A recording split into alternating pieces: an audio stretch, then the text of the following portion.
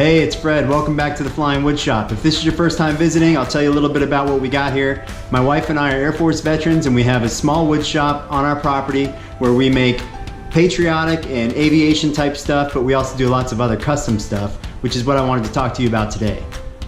I've said before that I like doing projects that are different and get me out of a production style of mode where I'm just making the same thing over and over again. So currently I'm working on a dollhouse, an American Girl dollhouse. I've got two boys. I didn't know what American Girls were. Apparently they're about 18 inches tall. They're big dolls. And so if you got big dolls, you gotta make a big dollhouse. The thing is gonna be huge. It's gonna be 8 feet wide by 6 feet tall. It's gonna be mounted to the wall, and I need a little bit of help figuring out how I'm gonna do this. I'm making this for a friend, and we'll just call her Christina from the gym. She has 4 kids, 3 girls and 1 boy.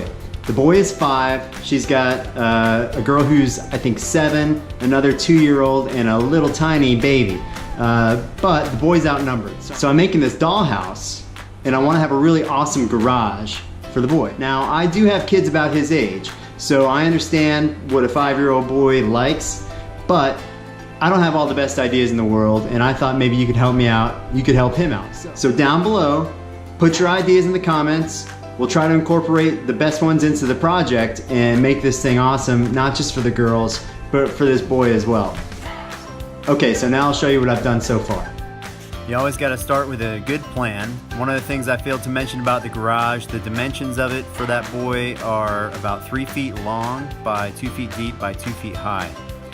While I'm dimensioning the lumber, it's a little different when you're using sheet goods. It's a lot more table saw work and getting the table saw set up to cut perfectly square. Here I'm basically sizing the lumber down and getting it all to the correct depth, and then I take it and cross cut it so that I can get the pieces that I need for the construction. You can see them stacking up on the side there. Obviously, I still have to do some dimensioning of the wood for the edge banding. Edge banding is going to keep us from having exposed plywood edges. So I'm making that out of solid oak, running across the jointer, then over to the planer, and then I'll take it over to the table saw and cut 1/2-inch width strips. Those strips are going to get glued on to the edges of the plywood panels. So here I'm using the combination square to get the 1/2 inch every time, so I'm not putting the thin piece between the fence and the saw blade. So here I'm getting the workbench set up. I've got clamps. I'm basically just clamping the panels to the sides of the table. I can do 4 at a time when I do it this way. And then I'll get the tape out. The tape is going to be acting as the clamps for the edge banding. Start off by putting glue across the tops of all the edges, and then glue on the edge band, which is still pretty rough cut, but that's okay. And the edge band is oversized. It's a little wider than the panel. And we'll see why that is in a second. And then I tape it down. They make special edge band clamps, but they're pretty expensive and you need a lot of them. The tape is cheap and it exerts enough pressure on the edge banding to make a nice joint. And once that's complete, I let that set up for a little while, and then I come over and start removing the tape and cleaning up any excess glue that's squeezed out prior to trimming the edge banding and sanding it smooth.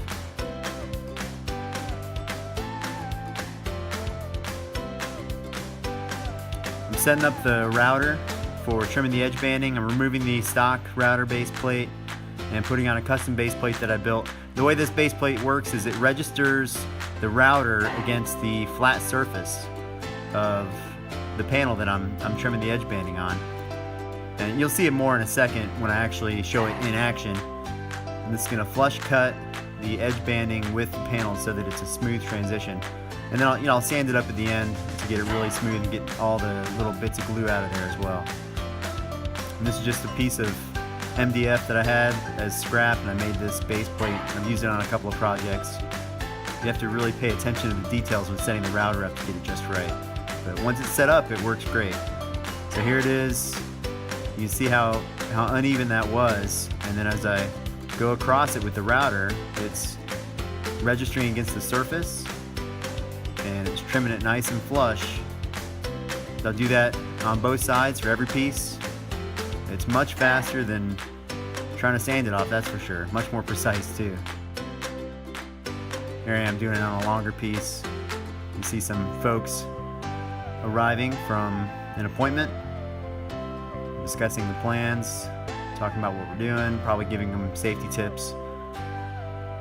And that's what it looks like after it's been trimmed. And we stand it smooth, the Rammed orbital stanner. And this part of the process actually takes quite a while. This is one of the lengthy parts of the process. Getting everything nice and smooth and getting all the glue off.